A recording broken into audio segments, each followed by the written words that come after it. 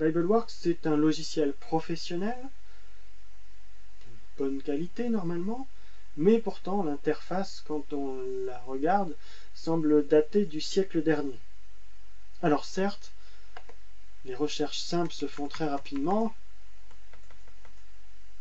Si on ne change pas mon clavier automatiquement, voilà, je vais voir tous les passages où il y a Logos, c'est très très rapide, ou Logos et Theos. Voilà, là encore, en quelques millisecondes, j'ai mes réponses. Mais par contre, il faut avouer que le paramétrage du logiciel est particulièrement compliqué. Par exemple, pour avoir cet affichage-là, il faut aller chercher dans Version Display Order pour choisir, pour mettre dans le bon ordre les ressources, ou en tout cas dans l'ordre qu'on souhaite avoir sur notre logiciel. Et c'est pour ça c'est assez fastidieux.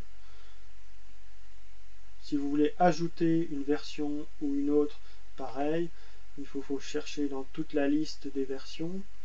C'est pas très pratique, vous pouvez pas très bien régler le texte comme vous le souhaitez, ou alors là encore, il faut aller fouiller dans les options. Si vous souhaitez mettre deux passages en parallèle, c'est un peu le parcours du combattant. Voilà, c'est ce module-là, mais j'avoue que même ça, je sais pas trop comment faire. Allez, on va... Vous voyez, c'est assez complexe, c'est pas très simple, c'est pas très intuitif.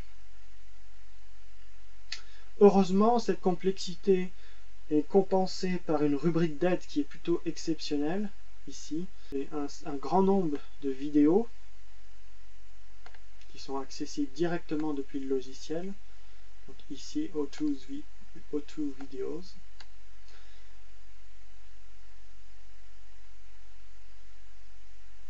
Par exemple, vous voulez comparer les versions et les manuscrits. On vous donne une vidéo sur comment utiliser. Let's explore how to use the Manuscripts tab. The Manuscripts tab, abbreviated MSS, offers transcriptions of Greek. Vous voyez, on a des tutoriels vidéo assez complets et vous en avez de quoi vous occuper quelques jours pour apprendre comment fonctionne le logiciel.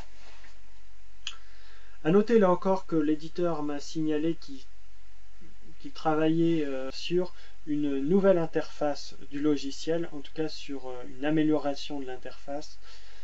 À suivre donc de ce côté-là, parce que c'est vraiment le point faible de BibleWorks. Alors encore une remarque sur la rapidité de BibleWorks. Donc c'est vrai que les recherches simples sont rapides, mais par contre si vous lancez des recherches graphiques un peu plus complexes, comme par exemple c'est ici, vous allez voir la règle de Granville Sharp. Trouvez tous les passages où on trouve tout cela.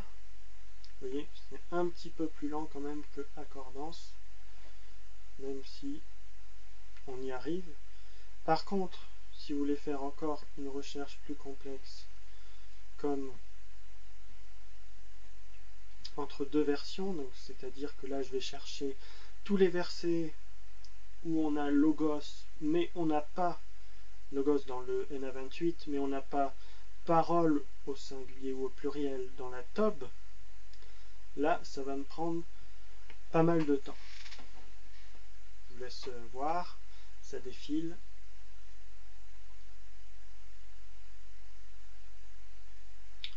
Vous voyez, il ne faut pas être pressé pour ce genre de recherche. Mais c'est quand même quelque chose d'assez puissant, qu'on ne trouve pas d'ailleurs sur les autres logiciels. Donc on ne peut pas voir le beurre et l'argent du beurre, comme on dit. Quant à Logos, là tout de suite on arrive dans un autre monde. On est clairement dans une interface très moderne qui se présente un peu comme une sorte de logiciel navigateur internet. Vous pouvez là aussi mettre les choses comme vous le souhaitez, un peu comme pour Accordance, mettre dans tous les sens, voilà, un peu partout.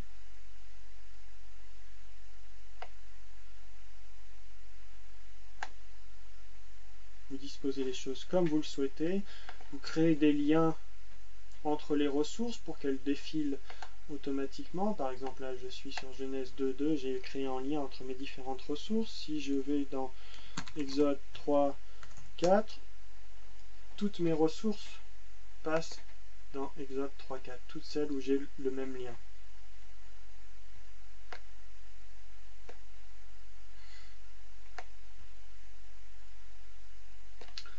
C'est donc très pratique, très personnalisable. Je peux augmenter facilement la taille là aussi de ma police.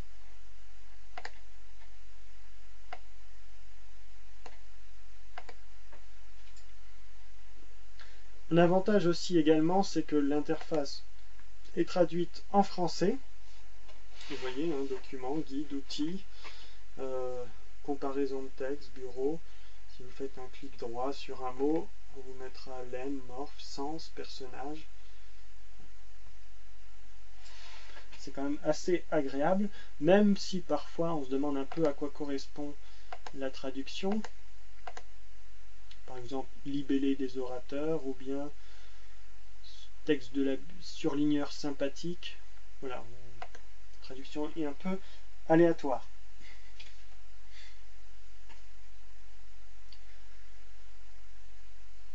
Il faut dire que le logiciel Logos 5 est quand même nettement plus rapide que ses versions précédentes, si vous avez connu LibreOnix 3 ou Logos 4.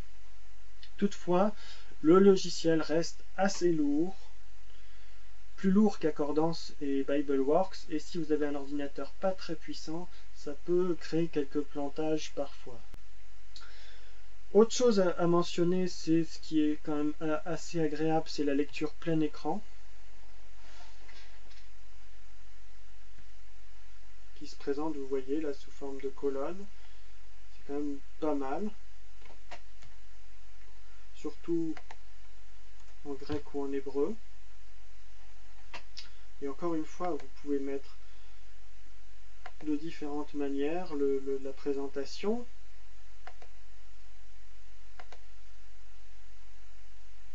Vous pouvez varier, prendre cette traduction-là, cette édition-là plutôt.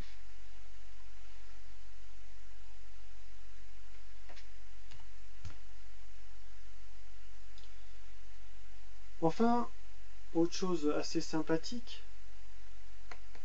c'est lorsque vous faites un copier-coller. Par exemple, on va retourner au logiciel, au commentaire de Ben Witherington. Imaginez que vous voulez citer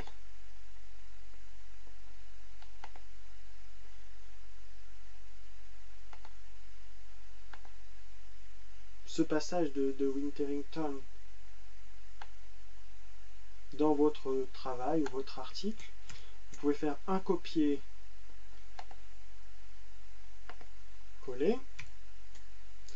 et là vous avez une note de bas de page qui s'est placée automatiquement avec la référence bibliographique complète et notamment les numéros de page ici qui correspondent à l'édition papier de l'ouvrage.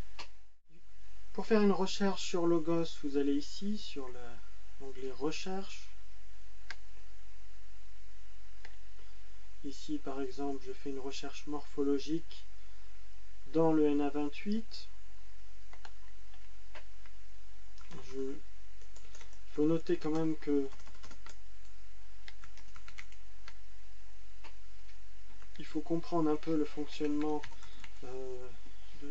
de ces modules de recherche. C'est quand même pas aussi simple que sur Accordance, même sur BibleWorks où il faut apprendre des codes, même si là on vous aide en général à trouver la bonne formule. Mais par exemple, voilà, pour chercher, si j'avais tapé uniquement Logos, j'aurais rien eu. Vous avez des fois aussi où il faut jongler entre le français, l'anglais, et puis le grec ou l'hébreu. Par exemple ici, donc on va chercher avec la fonction close tous les passages où le sujet, je l'écris en français parce qu'il faut l'écrire en français, le sujet est Isaïe. parce qu'il faut l'écrire en anglais. Et par exemple, le lemme,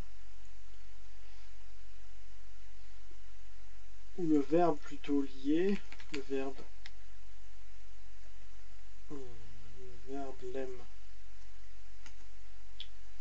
Donc, le verbe lemme et lego. Je vais voir dans le Nouveau Testament toutes les fois. Vous voyez, il faut jongler un peu, c'est pas toujours simple. Toutes les fois où il est dit que Isaïe a dit. C'est assez bien fait, mais vous voyez, il faut jongler entre du grec, du français, de l'anglais. Il faut prendre un petit moment avant de comprendre comment ça fonctionne, et c'est pas toujours très logique. Voilà, les recherches sont souvent plus compliquées à faire que sur Accordance notamment, et même BibleWorks.